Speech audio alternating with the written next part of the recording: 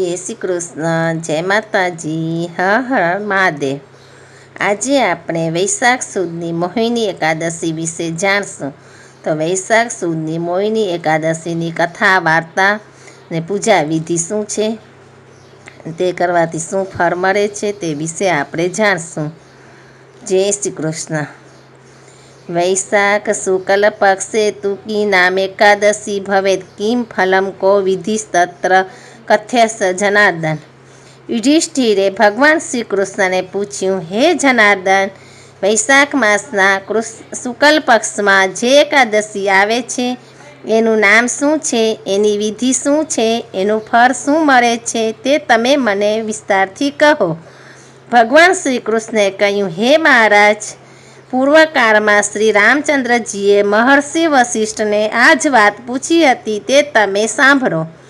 શ્રી રામે કહ્યું, હે મહર્ષિ, બધા જ પાપોને નાશ કરવાવાળા તેમજ દરેક પ્રકારના દુઃખોનું નિવારણ કરવાવાળા વ્રતોમાં જે ઉત્તમ વ્રત હોય તે તમે મને કહી સંભળાવો।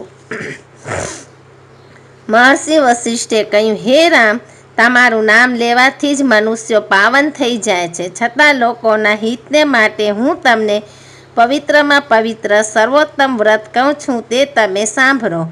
વૈશાખ મહિનાના શુક્લ પક્ષમાં જે એકાદશી આવે છે એને મોહિની એકાદશી કહેવાય છે। તે સર્વ પાપોને દૂર કરનારી છે। એ એકાદશીનું વ્રત કરનાર દરેક મનુષ્યએ વ્રતના પ્રભાવથી મોહરૂપી ઝાડમાંથી છૂટી જાય છે તેમજ પાપ સમૂહમાંથી પણ છુટકારો મેળવે છે। સરસ્વતી નદીના રમણીય તટ પર ભદ્રાવતી નામની સુંદર નગરી હતી। એ નગરીમાં ચંદ્રવંશમાં જન્મેલો ધૈર્યવાન તથા સત્ય પ્રતિજ્ઞાવાળો ધૃતિમાન નામનો રાજા રાજ્ય કરતો હતો। તે સત્યવક્તા અને પરોપકારી હતો। એ નગરીમાં એક અતિ શ્રીમંત સમૃદ્ધિવાન વાણિયો રહેતો હતો। એનું નામ ધનપાલ હતું। તે હંમેશા પુણ્ય કર્મ જ કર્યા કરતો હતો। કુવા, તળાવો, પરબો, ધર્મશાળાઓ અને ધર્મસ્થાનો પર બંધાવતો હતો। વળી તે ભગવાન શ્રી વિષ્ણુની ભક્તિ કરવામાં હંમેશા તત્પર રહેતો હતો। એને સુમના, ધૃતિમાન, મેઘાવી, સુકૃત અને ધૃષ્ટબુદ્ધિ નામે 5 પુત્રો હતા।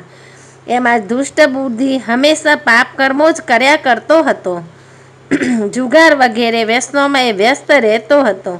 એ પારકી સ્ત્રીઓ સાથે મૈથુન કરવાની ઈચ્છા ધરાવતો હતો, તેમજ વેશ્યાગામી પણ હતો।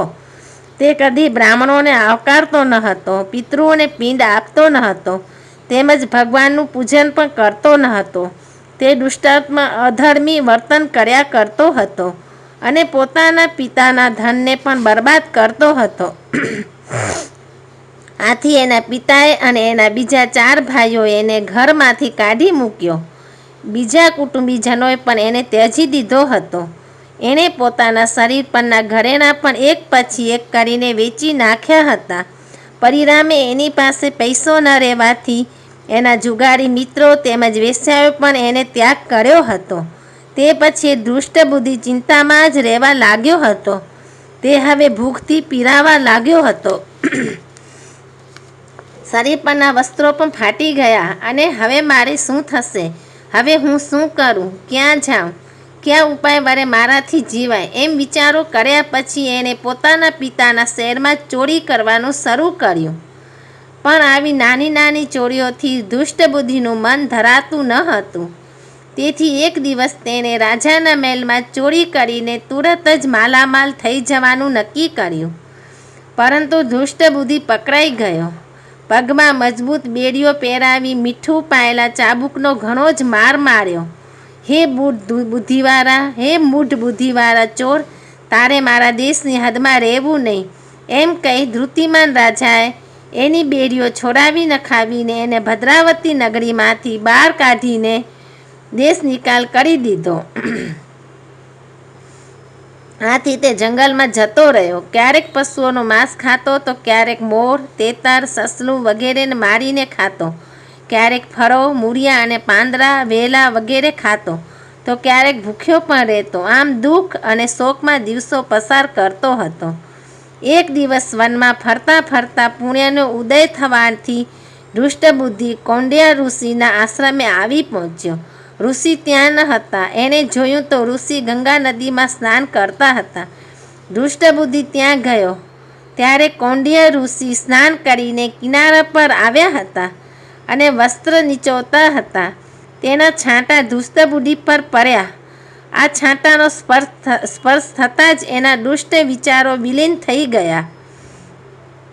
દુષ્ટબુદ્ધિએ હાથ જોડીને વિનયપૂર્વક કૌંડિન્ય ઋષિને કહ્યું, હે મહાત્મા, કોઈ એવું વ્રત બતાવો કે જેના પુણ્યના પ્રભાવથી મેં કરેલા પાપ કર્મોમાંથી મારી મુક્તિ થાય.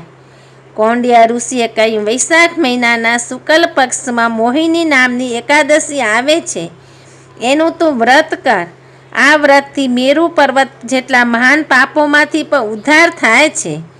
મહર્ષિ વશિષ્ઠે કહ્યું, હે રામ, ઋષિનું કહેવું સાંભળી દુષ્ટબુદ્ધિને ઘણો જ આનંદ થયો.